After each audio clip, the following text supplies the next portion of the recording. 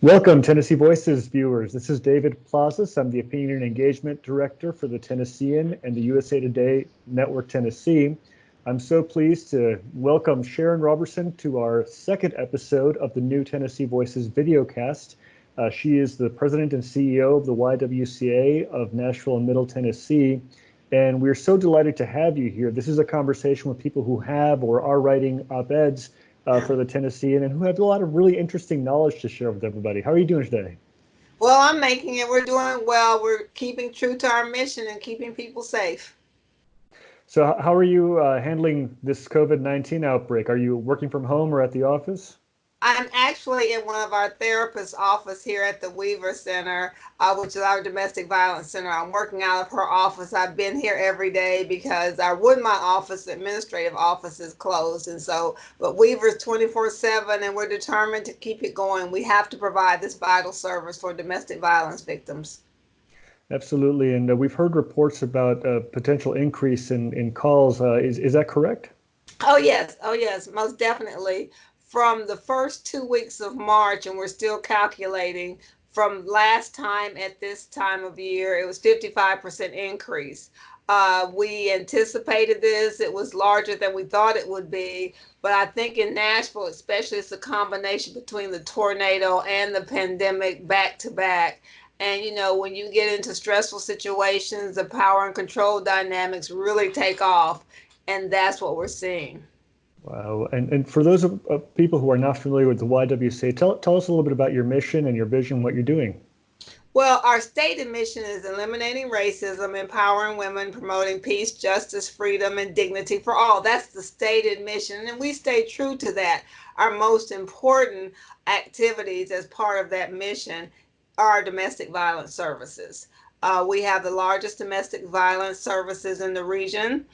We also have preventative services, programs for our children, such as our Men Together program for boys, working with healthy masculinity, our Girls Inc. programs, and other programs to help support victims. Right now, our primary focus in this pandemic is making sure the domestic violence services stay very strong.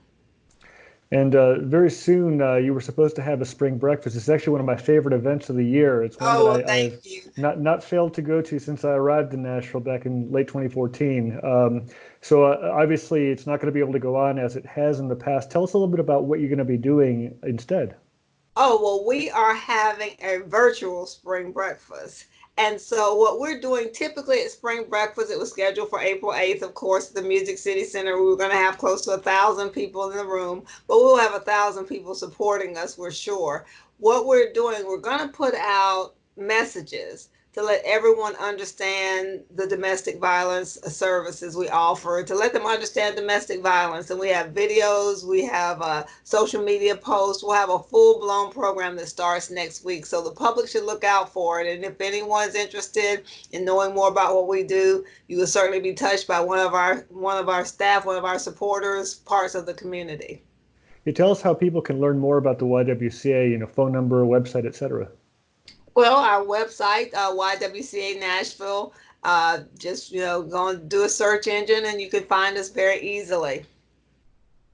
Well, one of the things that I have always am shocked to hear every time I go to one of these breakfasts in the past is how dangerous it is in Tennessee for women, especially. Could you talk to us a little bit about the statistic and also what has been done to try to address that issue? Well, first of all, unfortunately, Tennessee is fifth in the nation among states at the rate in which men kill women. This is intimate partner violence, and it's unfortunate, but it's something we need to pay close attention to. We do know that nationally, 1 in 4 women will experience domestic violence, and this is a national statistic. What we have to do is we have to understand the culture that allows for domestic violence to take place in our community. There are a lot of ingrown feelings and thoughts about how relationships work. The power and control cycle. Often this happens when an abuser feels as though they're losing control, such as either they're losing their job, for instance, in a pandemic, they're losing control of a household, they're losing control of another person. And so, what we do is we educate the public at the YW to make sure that people understand it if nothing else, they can call us and we can actually explain and walk them through what domestic violence is. Yeah, I've had a chance to get to know Shane Foster over the last few Yes. years, and he actually came on one of my broadcasts a few years ago to talk about a Men Together. Could you talk to us a little bit about that for people who don't know? Yes, because the YWCA, first of all, has been part of the Nashville community for over 122 years. Of that time, I really say actually longer than that, we have been directly providing domestic violence services.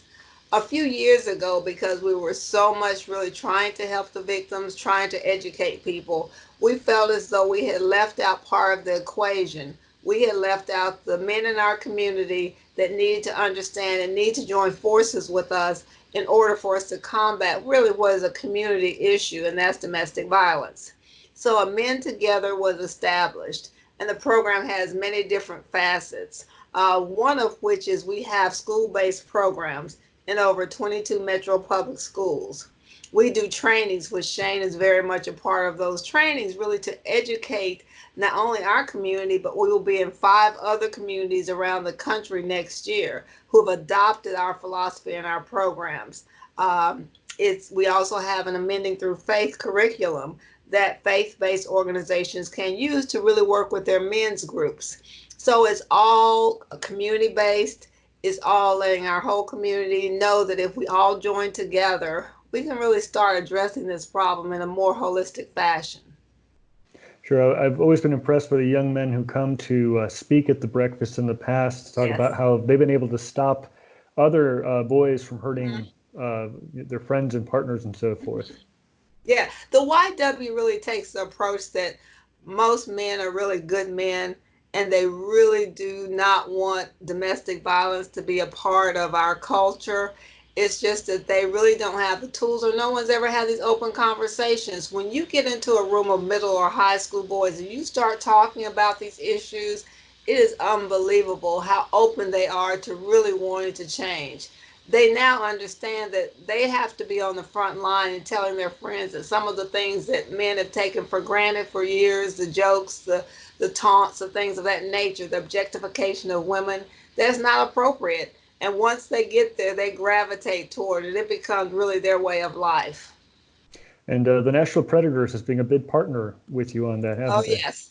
Yes. In fact, that's one of, I guess, the casualties of the pandemic. We always have an annual Predators Night with the men together.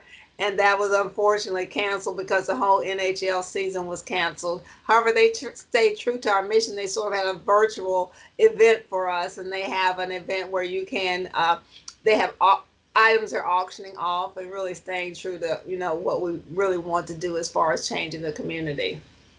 That sounds great, Sharon. Now, I want to get into a little bit about your background. How did you get into this position, and what prepared you to be CEO of YWCA here?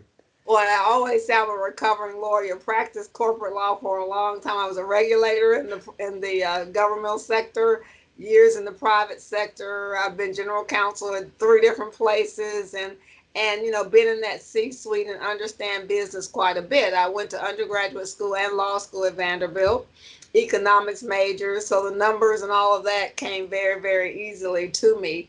And I was on the board of the YW. I've been on a number of nonprofit boards.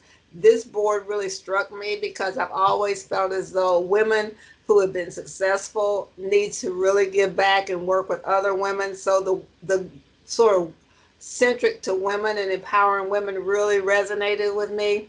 So I was in my second term at the board, and at the time I had sold the company. I was general counsel for a company that was sold. It was private equity owned, and it moved to be a public company. Uh, at that point, I was really ready to look for something different. And I went to actually a call board meeting because we were looking, because our long-term wonderful CEO was retiring and they were looking for a new leader. And I just thought it would be a great challenge. If you believe in the mission of an organization and you have energy to give to that mission, then you apply and go through the process. And they did a national hunt, but I ended up with the position. So I'm in my fourth year. Fourth year, congratulations. Thank you. This I know you deal with challenges every single day in terms of what your clients go through, but now with the pandemic, as we've Mhm. discussed, it's harder, and not just for you, but for nonprofits in general. What's the temperature right now among the nonprofit community and what's going on? The best thing that I can say is that you really never know the character of an organization until you have a crisis. I have seen so many wonderful nonprofit leaders that really even put their lives on the line, just being out there in the community, making sure this works. Uh, I have to give a shout out to the staff of the Ywca Domestic Violence Center. These are women that come in here, women and men that come in here every day, and our staff to keep this building open 24/7 in the midst of a pandemic. They have families, they have loved ones, but yet they know that we have to keep this mission. We talk about this every day here, and this is why I've moved my office hours here, because no one should have to choose between personal safety and their health. I mean, if someone comes into the Ywca Center, we have a protocol and plan in place to take care of you. If you have a fever, we have wonderful community partners that will get you tested. We're working on bed space, and we have bed space now. We will make it work. We have worked so hard to really protect not only the victims of domestic violence and their children, but also our staff. But I would say that anyone that has any sort of extra resources, go to a nonprofit that you have a heart for and give them extra, because all nonprofits are having to really squeeze their dollars in order to make their mission work in these times.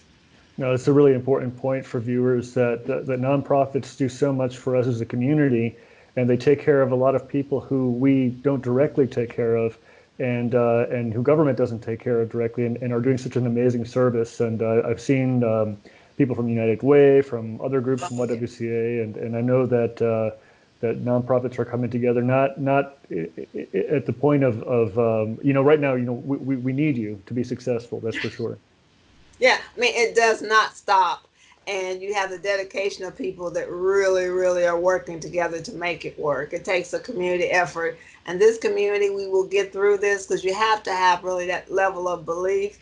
With a lot of work and a lot of prayer and a lot of faith, we will get through this. So turning to something else, everybody has their own coping mechanisms for this time. For me, I tell people I'm a very social person, so social distancing is Oh, not fun you're for like me. Shane. Yeah, exactly. So what are you doing? What programs, books, movies? What is helping you get through the downtime? Well, I like to exercise. And so I do take the opportunity to get outside, and I run in the morning and do my exercising, and, lift a few weights and get myself in that spiritual place, because despite all the negativity, there's still beautiful skies. There are birds. There are, where I exercise outside, they're just me and the deer, or me and the squirrels and the chipmunks. You notice all the wonderful things in nature that you take for granted. They aren't bothered at all. They're as social as ever. And so just to do that, and then the work, keeping the work going. And each day there's something that we come up with that we say, wow, we didn't think about that. And so we get it done. So each little achievement really does fuel me. And how do right now it's really wonderful, and I feel that vibe from you, even through this computer screen, and how do you keep your focus, because you're also responsible for people who work for you, Yes. and I can imagine that they're stressed right now about the future, about what's happening with their families. Yes. What are some of the advice that you're giving them to help them get through this? The greatest advice I think I can do is I listen. And fortunately, I love to listen to people, because I truly do care about them. And so when you listen to people and see really their concerns, and really they see me doing everything I can to address their concerns, whether that's getting masks, whether or not that's getting gloves, working out processes and procedure. Even the people that we serve here, just saying, how are you doing? Are you doing okay? I'm trying to get together some coloring books and supplies. So the little kiddies there, they're kind of getting a little bored in the rooms, because school's been out so long. And so I wish that we had, educational materials for them, and kind of work them through this. I guess that I do want society to be a better place. I really do. And to the extent I do something that changes someone's life, you never know. So I just do the next best thing I can do, listen to people, praise them for the work that they're doing, because they're doing great work. So if you do the best you can do, that's all that anyone can ask of you. You just took me back for a moment to, I think it was last year's spring breakfast where the Belmont singers were Oh, yes. performing, and that's definitely one thing that I'll miss. So, when you have, Oh, I know. I'm certainly hopeful that we'll get back to a point where we have live music and venues and other supporters like Oh, that. yes. So one of the things, in the last few minutes that I have with you, wanted to talk a little bit about, again, just to reiterate some of the points that we talked about, which is you're seeing this increase from the past in terms of calls for domestic violence, and you know, people need to take this very seriously. Oftentimes, we have historically, Mhm. minimized domestic violence, and you've done a great job, and the YWCA has done a great job of helping educate people in law enforcement, athletics, and society in general. Do you still find obstacles to the message, and how do you get through that? Well, I think the biggest obstacle is for people to believe it's a very private matter, and they don't understand that to allow domestic violence to go forward and proliferate, you end up with children who witness domestic violence. They're much more likely to be a victim or an abuser. You have people, their productivity goes down. There's both a psychological, social, financial, all the aspects that we so love in our community are hurt by domestic violence. So it's very important that everyone stay engaged as opposed to feeling as though that's a private matter between two people who are in a relationship, because it's much more than that. And it harms us all because it harms really, I think, the soul of our community. So I think it's very important for people to understand that. I do think it's also important for everyone to get educated. We have a 24-hour crisis line. I know that people may not have time to take down this number, but it's 1-800-334-4628. And if they can see that number, 1-800-334-4628, the reason that is so important is not only for people who are victims of domestic violence. You can call there to get education should you know of someone that really needs some sort of support. You have a friend, you have a cousin, you have a relative. You can ask, what can you do to help them? And we have trained advocates that talk to you about the situation and make you understand really what you do as a friend or as a bystander. Also, if you're in a domestic violence relationship and you cannot leave or don't want to leave, they can help you safety plan so you can stay as safe as possible. And then should you need shelter, between working with the police force or even working directly with us, we'll work out a way for you to get to safety. We've also added a text line, which is something new that we're sort of getting used to ourselves, because often it's easier to text as opposed to call. And the text line is 615-983-5170. And that's our text line. But you And can that's great. find all the information on our website. That's great. Two other things that I know that you do as well. I mean, you do Girls Inc. and you do Stand Yes. Against Racism. Talk a little bit Yes. about those two things. Oh, Girls Inc. actually was there before we started our Men Together program. And Girls Inc., we are Girls Inc. affiliate because Girls Inc. encourages young girls to be strong, smart, and bold. And it's really important for us to build up our little girls. We build up their self esteem. We're in 22 metro schools with our Girls Inc. affiliates.